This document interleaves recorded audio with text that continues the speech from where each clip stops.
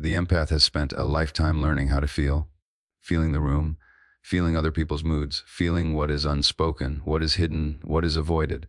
From an early age, sensitivity was not a gift but a survival strategy. To stay safe, the empath learned to read emotional weather the way sailors read the sky. This was never weakness. It was adaptation. Sensitivity is often misunderstood as something fragile, something excessive, something that needs to be toughened or corrected. But for many people, especially those who learned early that emotional safety was unpredictable, sensitivity was never a personality trait. It was a strategy, a way of staying alert in environments where moods could shift without warning and connection could be withdrawn without explanation. The nervous system learned to scan, to feel, to notice the smallest changes because noticing meant surviving. When a child grows up around emotional inconsistency, they don't have the luxury of being unaware. They become attuned to tone, silence, facial expressions, energy in the room. Sensitivity becomes a form of intelligence, a finely tuned radar that helps them avoid conflict, abandonment, or emotional harm. This is not weakness, this is adaptation in its most human form. Over time, this heightened awareness gets mislabeled. The sensitive person is told they are too much, too emotional, too reactive. What goes unseen is how much regulation they are already doing just to function. How often they swallow their own reactions to keep the peace. How often they translate discomfort into care so others don't have to feel it. Their sensitivity is not about being easily hurt, but about being deeply responsive. The problem arises when survival strategies outlive the conditions that created them. What once protected now exhausts. The same sensitivity that kept someone safe as a child becomes a source of burnout in adulthood when it is never balanced with self-protection. The body continues to respond as if danger is always present, even when it no longer is. Healing begins not by eliminating sensitivity, but by understanding its origin. When sensitivity is seen as an intelligent response to early environments, shame dissolves. Compassion replaces self-judgment.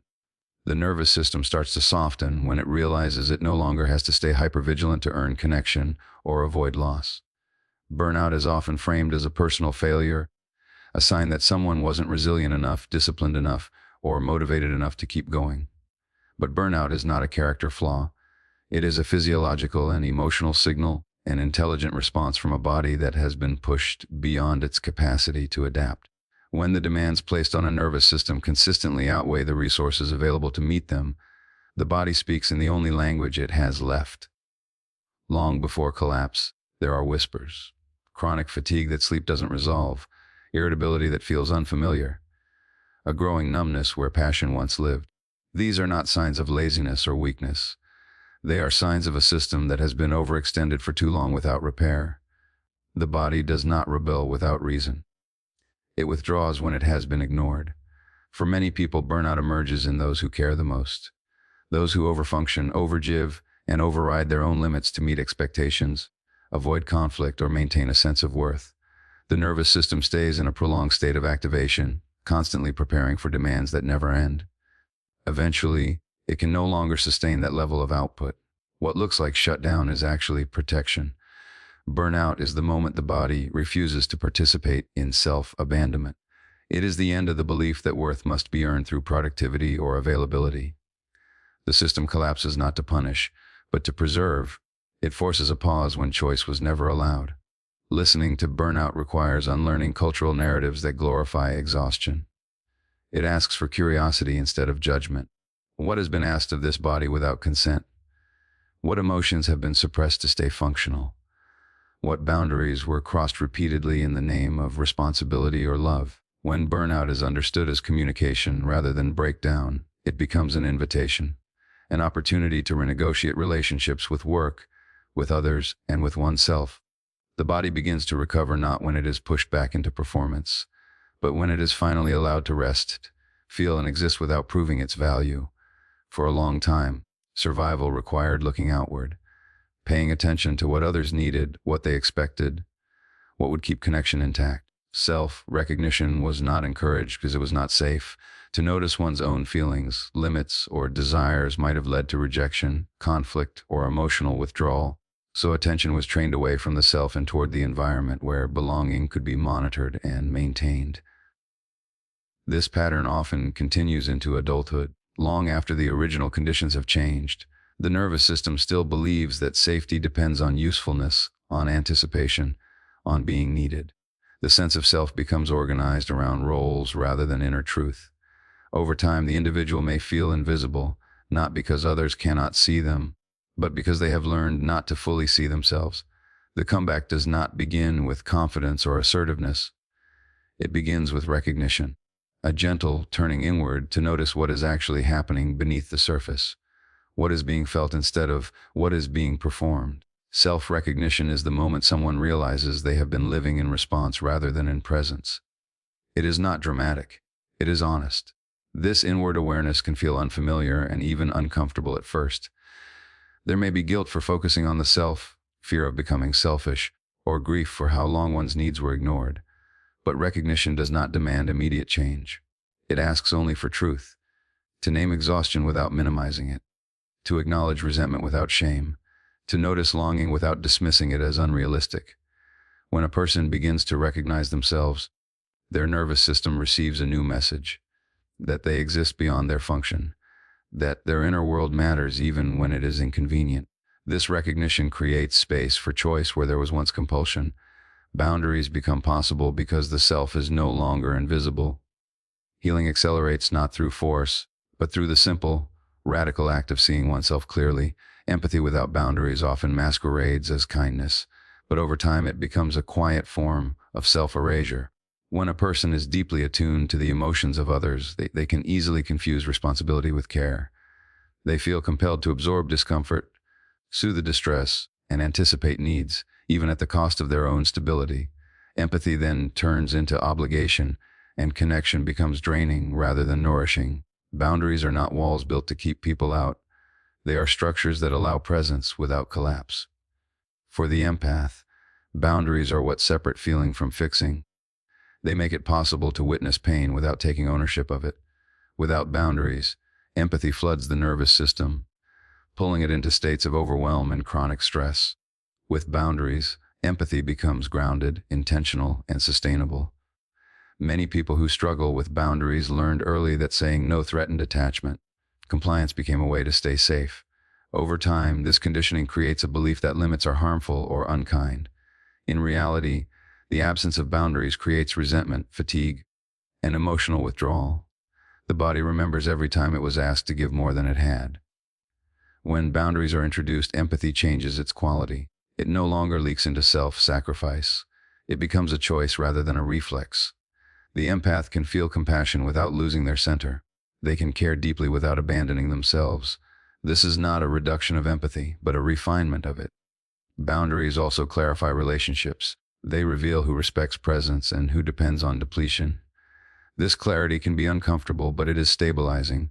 It restores dignity to connection. When empathy is paired with boundaries, it gains strength because it is no longer driven by fear. It comes from self-awareness rather than self-neglect. The empath does not become colder. They become clearer. And in that clarity, empathy finally serves life instead of costing it. Self-abandonment rarely begins as a conscious choice. It develops quietly, in moments where prioritizing one's own needs threaten connection, approval, or emotional safety. Over time, ignoring inner signals became a way to stay attached. Feelings were minimized, limits were dismissed, and discomfort was reframed as something to endure. What form was a pattern of turning away from the self in order to preserve relationships? Self-compassion interrupts this pattern at its root, not as indulgence, but as recognition. It is the act of meeting inner experience with the same understanding that has long been offered outward. For someone accustomed to self-abandonment, this can feel unfamiliar, even destabilizing. There may be an internalized voice that equates compassion with weakness or fears it will lead to selfishness. In reality, self-compassion restores internal trust. When a person practices self-compassion, they begin to listen to the body instead of overriding it. Fatigue is acknowledged instead of dismissed. Emotional pain is named instead of rationalized away. This creates a shift in the nervous system. Safety is no longer dependent on external validation, but is generated internally through attunement. Self-compassion also changes the way mistakes and limitations are held. Instead of harsh self-criticism, there is curiosity. Instead of punishment, there is care. This softening does not reduce accountability. It increases resilience. People recover faster when they are not at war with themselves. As self-compassion grows, self-abandonment becomes harder to sustain. The cost becomes visible. Overgiving feels less virtuous and more harmful. Silence around one's own needs feels less noble and more damaging. The individual begins to choose alignment over approval, honesty over endurance. This shift does not make relationships disappear. It refines them.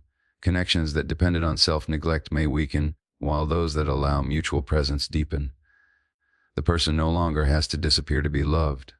They begin to remain with themselves in moments of discomfort, disappointment, and vulnerability. And in that staying, a new internal bond forms, one that no longer requires sacrifice to survive. The real comeback is often mistaken for something visible, a promotion, recognition, confidence, a return to productivity or purpose. But internal alignment is quieter than achievement and far more disruptive. It is the moment when a person's inner signals begin to match their outer choices. When what is felt inside is no longer denied, negotiated away, or overridden to maintain appearances or attachments. Misalignment develops when survival requires contradiction. When saying yes while feeling no keeps the peace. When smiling while hurting ensures belonging. Over time, this split becomes normal. The body carries one truth, the behavior expresses another, and the nervous system stays under constant strain, trying to hold the divide together. Anxiety, fatigue, and emptiness are not random symptoms. They are the cost of living out of sync with oneself. Internal alignment begins when attention returns to the body and its messages. When discomfort is treated as information rather than inconvenience. When intuition is respected instead of explained away. This does not immediately change circumstances, but it changes orientation. Decisions start to come from coherence rather than fear. Energy is conserved because it is no longer spent performing against inner resistance. This alignment often brings grief. Grief for choices made out of necessity. Grief for how long the self was silenced to stay connected. But grief is not regression. It is integration. As awareness deepens, the individual starts to trust their internal experience again. They pause before committing. They notice contraction before agreeing. They allow truth to guide timing and direction. The nervous system responds to this consistency with relief. Safety is no longer dependent on external approval, but on internal honesty. Relationships shift because the person is no longer negotiating themselves away to maintain harmony. Some connections fall away, others become more real. The comeback is not dramatic, but steady.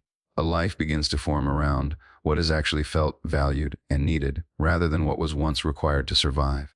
The biggest comeback of the empath's life is not external success, it is internal alignment.